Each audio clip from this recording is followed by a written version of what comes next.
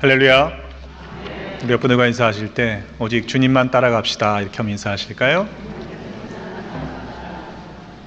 늘 주님과 동행함으로 날마다 승리하시는 우리 모두가 되시기를 주님의 이름으로 축원합니다. 지난 한 주간 어떻게 지냈습니까? 어수선한 시대를 살고 있습니다. 우리가 살아가는 시대를 가리켜서 불확실성의 시대라고 말합니다. 한마디로 확실한 게 하나도 없다라는 말이겠죠. 이전에는 값있게 쓰여지던 귀한 것들이 한순간 쓸모없는 것으로 전락하는 경우들도 허다합니다. 예전에는 지식과 정보를 소수가 독점해서 그것을 가지고 부와 권력을 소유하던 시대가 있었습니다만, 이제는 그런 형태의 부와 권력을 얻기란 어려운 시대에 있죠. 또 암 환자들의 경우에는 전문의들의 판단보다 인공지능의 컴퓨터의 진단과 처방을 선택하는 것을 더 선호하는 시대가 되어버렸습니다. 부의 편중은 더욱 심화되었죠. 그래서 작년의 기준으로 볼 때 전 세계의 최고의 부자들 상위 8명의 재산이 세계 전 인구의 하위 소득 50%에 해당하는 36억 명의 재산과 같다라는 보도를 접하게 됩니다. 세상이 어떻게 돌아가는 것인지 잘 모르겠습니다. 세계 최고의 부자라고 알려진 빌 게이츠가 오래전에 인터뷰하면서 이런 질문을 받았습니다. 얼마나 더 있으면 좋겠습니까? 그의 대답은 조금만 더 였습니다. 실은 빌 게이츠만이 아니겠죠. 우리도 그런 마음이 조금씩 있지 않나요? 지금 상황에 지금 주신 은혜에 감사하지 못하고 조금만 더 갖고자 하는 마음들이 있어요. 그런데 만약 그것이 지나쳐 탐심이 되어 우리 안에 숨어 있다면 우리는 그 탐심을 경계해야 합니다. 왜냐하면 바울은 골로새서 3장 5절에 말씀하기를 탐심은 곧 우상 숭배라고 말씀하고 있기 때문에 그렇습니다. 또 바울은 디모데전서 6장 9절로 10절에 말씀하기를 부하려 하는 자들은 시험과 올무와 여러 가지 어리석고 해로운 욕심에 떨어지나니 곧 사람으로 파멸과 멸망에 빠지게 하는 것이라. 돈을 사랑함이 일만 악의 뿌리가 되나니 이것을 탐내는 자들은 미혹을 받아 믿음에서 떠나 많은 근심으로 자기를 찔렀다라고 했습니다. 그러니까 조금만 더의 문제로 끝나지 않는다는 것입니다. 만약 돈을 사랑하는 탐욕이 내 안에 있다면 결국 믿음에서 떠나 멸망에 이르게 될 수도 있다는 사실을 우리는 조심해야 한다는 이야기겠죠. 모든 것을 물량적으로 판단하는 우리들의 태도 또 우리들의 기준도 주의해야 할 부분입니다. 심지어 교회의 교인 숫자와 예산의 규모를 가지고 교회의 부흥을 판단하는 시대가 되었으니 무슨 말을 더 할 수 있겠습니까? 메가처치라고 하는 용어가 그렇습니다. 대형 교회, 중형 교회, 소형 교회라는 개념은 지극히 물량적인 개념입니다. 그렇게 따진다면 지구상에 존재하는 모든 교회 가운데 약 80% 이상이 소형 교회입니다. 규모가 적으면 실패한 교회입니까? 모든 교회가 메가처치가 되기를 꿈꾼다면, 그렇다면 그와는 너무도 거리가 먼 현실의 교회를 보면서 패배의식에 사로잡혀 있는 교회, 그러한 목회자들이 과연 건강한 모습이라고 말할 수는 없을 것입니다. 저는 믿기를 크지만 작은 교회가 있고 작지만 큰 교회가 있다라고 생각합니다. 여러분, 우리가 하나님 보시기에 큰 믿음을 소유하시기를 주의 이름으로 축원합니다.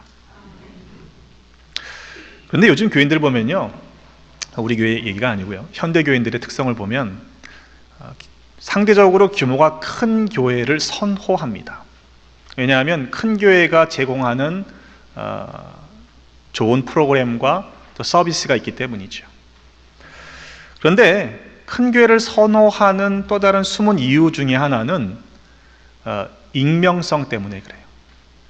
적당히 사람들 사이에 숨을 수 있는, 나를 드러내지 않고도 최소한의 헌신으로 신앙생활을 할 수 있다라고 하는 익명성이 보장되기 때문이라는 것입니다. 부담스러운 헌신은 없어도 큰 교회의 특혜를 누리고 싶은 상업적인, 소비자적인 심리가 우리의 신앙생활에도 적용되고 있다고 한다는 것은 참으로 안타까운 일이 아닐 수 없는 것이죠. 오늘 성경 본문의 말씀도 같은 맥락에서 이해할 수 있습니다. 미가는 유다에서 활동했던 선지자였습니다. 당시의 시대적인 상황은 죄악으로 참혹했던 시대였죠. 정치적인 지도자들은 정의를 아는 것이 본분임에도 그들은 선을 미워했습니다. 악을 기뻐했고 백성들의 가죽을 벗기고 그 뼈에서 살을 뜯어 먹는 것과 같은 착취를 일삼았습니다. 야곱의 우두머리들과 이스라엘의 통치자들은 정의를 미워했고 정직한 것을 굽게 했습니다. 우두머리들은 뇌물을 위하여 재판을 했고 제사장은 삭슬 위하여 교훈했고 선지자들은 돈을 위하여 점을 쳤습니다. 그러면서도 말하기를 여호와께서 우리 중에 계시니 재앙이 우리에게 미치지 않을 것이다, 이렇게 이야기했어요. 우두머리들, 통치자들만 그런 것이 아니라 제사장들과 선지자들까지 타락했던 시대였습니다. 백성들도 그다지 다르지 않았습니다. 백성들에게는 종교적인 전통과 형식은 남아 있었지만 그러나 그들의 중심 가운데는 하나님을 향한 마음이 없었습니다. 미가와 같은 시대를 섬겼던 이사야 선지자는 이렇게 말하고 있습니다. 절기와 월삭을 지키지만 그것이 오히려 하나님께 짐이 된다, 그렇게 말할 정도였습니다. 우상숭배는 말할 것도 없고요, 거짓이 진실인 것처럼 여겨지는 시대였습니다. 사치와 음란 그리고 부정한 탐욕이 가득했습니다. 미가 선지자는 이렇게 죄악 가운데 있던 이스라엘을 향해, 유다를 향해 하나님께서 지금 원하시는 것이 무엇인가 하는 것을 선포했던 것이죠. 오늘 본문의 말씀 부분을 공동 번역으로 읽어보면 이렇습니다. 숫 양 몇천 마리를 바치면 여호와께서 기뻐하시겠습니까? 거역하기만 하던 죄를 벗으려면 맏아들까지라도 바쳐야 하는 것입니까? 이 죽을 죄를 벗으려면 이 몸에서 난 자식이라도 바쳐야 합니까? 라고 반문하고 있는 것이죠. 그 얘기는 하나님께서 기뻐하시는 것은 몇천 마리의 숫양이 아니라는 것입니다. 우리가 바치는 그 무엇에 의해서 하나님께서 기뻐하시는 것이 아니다라고 지적하고 있는 것이죠. 왜입니까? 미가가 목격했던 이스라엘의 문제는 그들의 관심이 하나님께 있지 않았기 때문입니다. 바치는 행위조차도 자기 중심적인 생각에 사로잡혀 있었습니다. 이걸 가지고 가서 하나님한테 바치면 좋아하시겠지 라고 생각했던 것이죠. 그러나 우리가 알아야 할 것은 우리가 하나님께 무엇을 드린다고 해서 그것이 하나님 앞에 더해지는 것이 아니고 우리가 드리지 않는다고 해서 하나님 앞에 그것이 모자란 일이 되지 아니다는 것입니다. 왜냐하면 하나님은 온 우주 만물을 지으셨고 지금도 세상의 모든 것을 소유하시는 주인이시기 때문입니다. 사무엘상 15장 9절로 24절의 말씀에 보면 이스라엘의 처음 왕이었던 사울 왕이 하나님의 명령을 어기고 난 후에 왕위를 빼앗기는 사건이 등장합니다.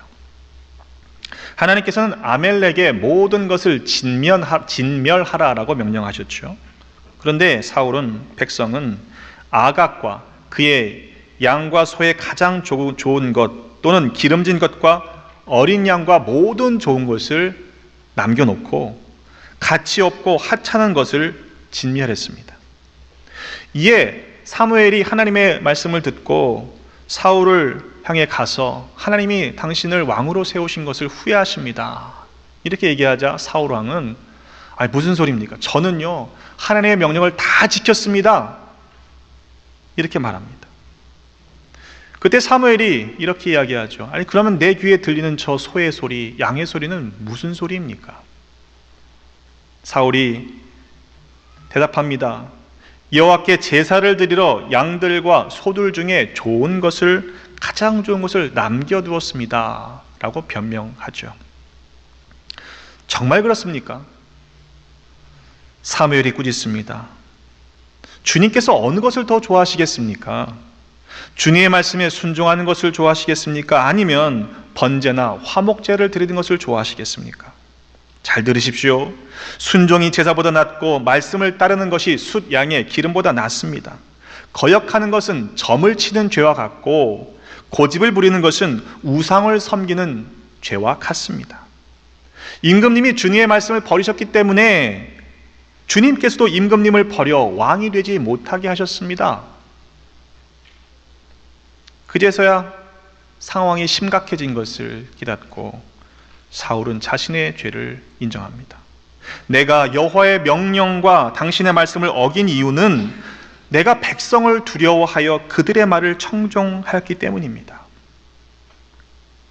하나님의 명령보다 백성들의 말이 더 크게 들렸던 것이지요. 하나님의 명령보다 자신의 판단이 앞섰기 때문입니다. 하나님의 말씀을 청정해야 할 그가 세상의 소리, 사람들의 소리에 청종했기 때문이죠. 그런데 혹시 오늘을 살아가는 우리들에게도 이런 사울왕의 모습이 숨어있는 것은 아닌지 살펴보아야 할 것입니다. 자기 나름대로의 신앙 말입니다. 내가 생각하기에는 이렇게 하면 하나님께 좋아하시겠지? 물론 그것이 순수한 마음일지라도 하나님의 말씀보다 앞설 수는 없는 것입니다.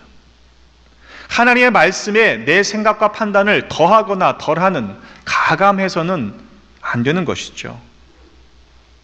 바울은 로마서 12장 1절로 2절에 말씀하기를 그러므로 형제들아 내가 하나님의 모든 자비하심으로 너희를 권하노니 너희 몸을 하나님이 기뻐하시는 거룩한 산 제물로 드리라. 이는 너희가 드릴 영적 예배니라. 너희는 이 세대를 본받지 말고 오직 마음을 새롭게 함으로 변화를 받아 하나님의 선하시고 기뻐하시고 온전하신 뜻이 무엇인지 분별하도록 하라 라고 말씀했습니다. 도대체 하나님께서 우리에게 원하시는 것이 무엇입니까? 미가는 이렇게 선포합니다. 사람아, 주께서 선한 것이 무엇임을 네게 보이셨나니 여호와께서 네게 구하시는 것은 오직 정의를 행하며 인자를 사랑하며 겸손하게 네 하나님과 함께 행하는 것이 아니냐? 하나님께서 구하시는 것은 그 무엇이 아니라 첫째로는 정의를 행하는 것입니다. 성경에 있는 정의라는 단어, 공의, 의라는 단어는 실은 명확하게 구분되어 사용되지 않고 혼용되기도 합니다. 그러나 성경에서 말씀하고 있는 이 의, 정의는 사회적인 개념의 정의와 차이가 있습니다. 왜냐하면 사회적인 정의는요, 누구에게는 정의로운 일이 또 다른 이들에겐 불의가 될 수도 있기 때문에 그래요. 때문에 성경에서 말씀하고 있는 정의는 반드시 하나님과의 관계 안에서만 이해될 수 있습니다. 하나님께서 옳다 하시는 것이 의인 것이죠. 때문에 정의는 하나님의 심판과 관련되어 있습니다. 하나님께서 하나님의 기준에, 하나님의 옳다 하시는 기준에 의해서 심판하실 것입니다. 그것은 하나님의 판단의 영역이지 우리가 우리의 기준으로 옳다, 아니다 말할 수 없는 것입니다. 공의 하나님께서 하나님의 법에 따라 정의롭게 심판하신다는 사실을 여러분 잊지 마시기를 간절히 바랍니다. 공의, 정의, 의, 다 의라는 한자를 가지고 있죠. 의로울 의자입니다. 옳을 의자. 근데 한자를 보면요, 저게 의자잖아요, 그죠? 양과 아로 구성되어 있습니다. 근데 옥편에 보니까 사전이죠. 성경사전이 아니라 옥편에 보면 이것을 형성 문자로 소개하는데 해석을 보니까 양은 신에게 바치는 희생의 양을 의미하고, 양을 바쳐 신에게 비는 의식, 나중에 이것이 바르다, 의로운 일의 뜻이 되었다라고 설명하고 있습니다. 성경사전이 아니고요, 한자사전에서 그렇게 설명하는 거예요. 아주 흥미로운 설명입니다. 쉽게 말하면 제사를 드리는 것이 의라는 겁니다. 바른 일이라는 것이에요. 구약의 제사를 한번 떠올려 보십시오. 죄인인 내가 죽어야 하는데 내 대신 제물, 양이 죽지 않습니까? 그래서 한자로 보면 나 위에 양이 있는 것입니다. 그렇죠? 성경적으로 이것을 해석해 보면 내가 죽고 나는 아래에 있고 어린 양 되시는 주님이 위에 계셔야 한다는 것입니다. 그래서 주님의 뜻대로 살아가야 하는 것이 의로운 삶이라는 것이죠.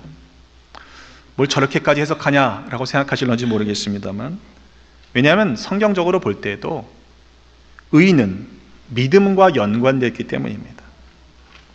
바울은 말씀하기를 로마서 3장 28절에 사람이 의롭다 하심을 얻는 것은 율법의 행위에 있지 않고 믿음으로 되는 줄을 우리가 인정한다 했습니다. 또 로마서 3장 24절의 말씀에 보면 그 믿음은 그리스도 예수 안에 있는 성량으로 말미암아 하나님의 은혜로 값 없이 의롭다 하심을 얻는 것이라고 말씀했습니다. 때문에 여러분, 공의의 하나님께서 우리에게 구하시는 것, 의로운 삶이라는 것을 잊지 마시기를 간절히 바랍니다. 하나님께서 하나님의 법에 따라 정의롭게 심판하실 것을 믿고 우리는 예수를 믿음으로 말미암아 의로운 삶을 날마다 세상 속에서 살아가야 한다는 것이지요. 그것이 거룩한 산 제물로 드리는 영적인 예배다라고 말씀하고 있는 것입니다. 또 하나님께서 구하시는 것은 인자를 사랑하는 것입니다.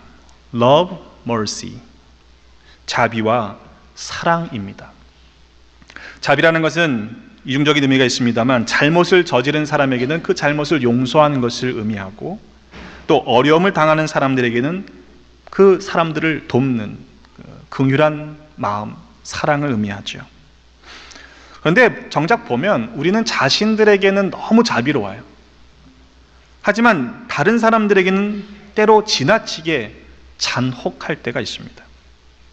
남을 쉽사리 용서하지 못합니다. 왜일까요? 내가 하나님 앞에 얼마나 큰 죄인이었다라는 사실을 잊었기 때문입니다. 내가 용서받은 사랑이 얼마나 큰지 그 사실을 아는 사람은 다른 사람을 사랑하지 않을 수 없는 것이죠.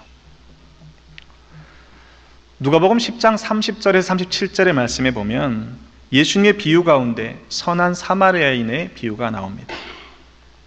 강도 만나 거반 죽게 된 사람을 제사장과 레위인이 보았습니다. 그리고는 피하여 지나갔죠. 그런데 한 사마리아 사람이 그를 보고 불쌍히 여겨 기름과 포도주로 상처를 치료하고 자기 짐승에 태워 주막까지 데리고 갑니다. 그리고 2 데나리온, 이틀치의 일당 비용을 지불하고 돌봐주라고 부탁합니다. 비용이 더 들게 되면 내가 돌아올 때 갚겠다고 했습니다. 예수님께서 질문하셨죠. 누가 강도 만난 자의 이웃이냐? 자비를 베푼 사람입니다. 예수님께서 말씀하셨습니다. 너도 이와 같이 하라. 누가 내 이웃입니까? 라고 말만 하지 말라는 겁니다. 제사장이나 레위인처럼 이런저런 이유로 핑계대지 말라는 말씀입니다. 당시 유대인들은요, 사마리아 사람들을 사람 취급하지 않았습니다. 그런데 사람 대접 못 받았던 한 사마리아 사람이 강도 만난 사람에게 이웃이 되어 주었죠.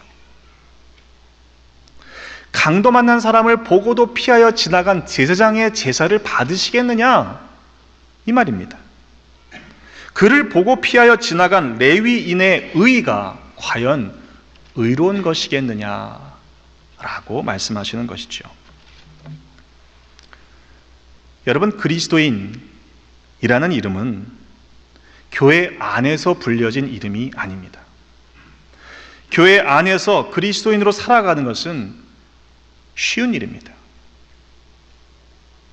세상 속에서 그리스도인으로 살아가시기를 주님의 이름으로 부탁을 드립니다.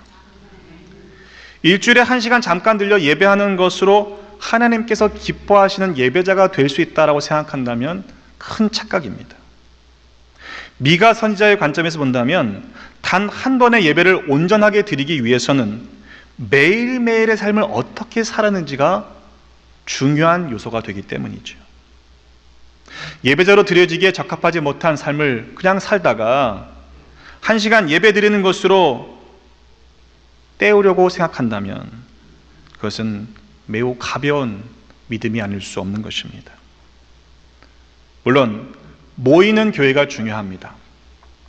모여서 행복하게 신앙생활을 해야 되죠. 그러나 그것으로 만족할 것이 아니라 흩어지는 교회로서 세상 속에서 거룩하게 살아가라 라고 하나님은 우리에게 말씀하고 계시는 것입니다. 때문에 여러분, 아직도 용서가 되지 않는 사람들이 있다면 용서하시기를 바랍니다. 아직도 사랑하지 못하는 사람들이 있다면 더욱 사랑하시는 이 한 해가 되시기를 주님의 이름으로 축원합니다.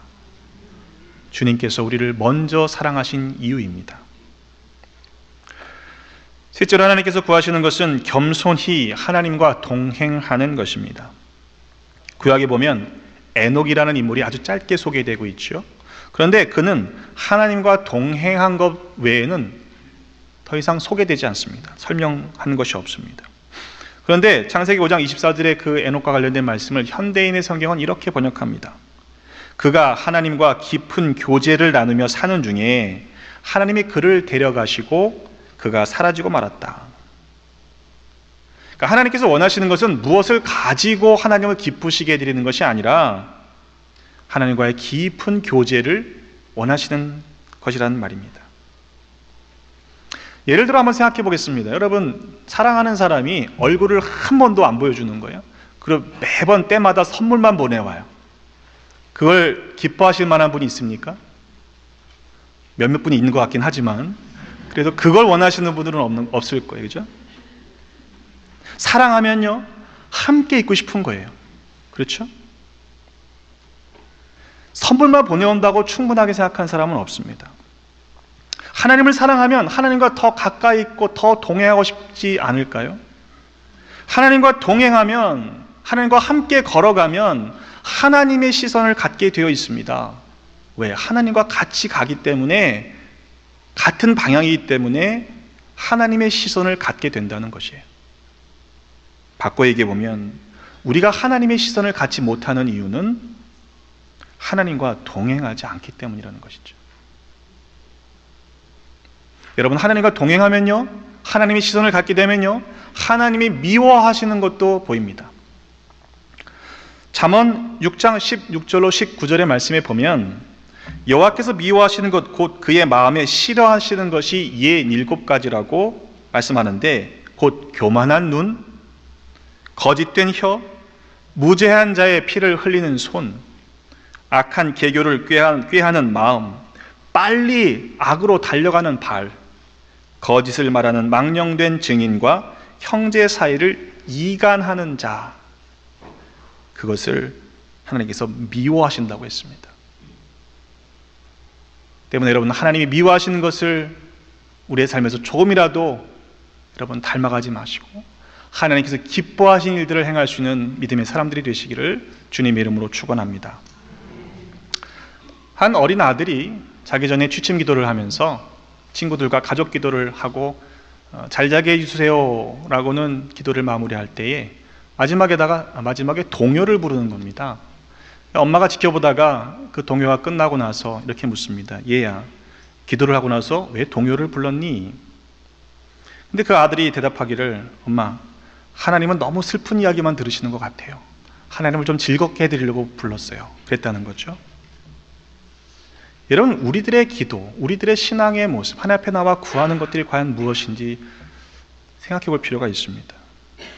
하나님께서 허락하신 은혜에 대해서 감사하기보다, 내게 이미 주신 복에 대해서 감사하기보다 걱정거리, 마음이 상한 일, 실망스러운 일들, 내가 조금 더 달라고 구하는 그것들만 요청하고 있지는 않느냐라는 것입니다.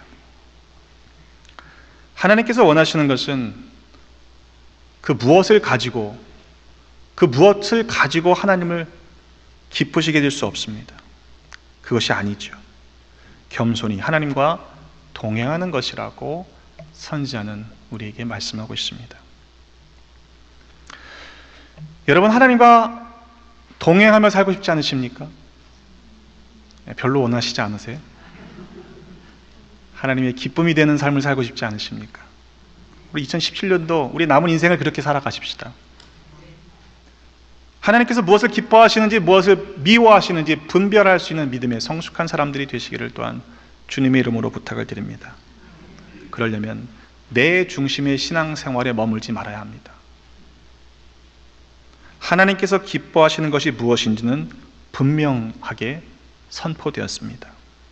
여러분, 올 한 해 그저 내가 기뻐하는 것으로 만족하지 마시고 하나님을 기쁘시게 해드리는 그런 믿음의 삶을 살아가시기를 간절히 바랍니다. 우리가 드리는 그 무엇으로 하나님을 기쁘시게 해드릴 수 없습니다. 정의롭게 사랑하며 하나님과 동행하며 살아가십시다. 그러면 나머지의 모든 것들은 하나님께서 채워주실 것입니다.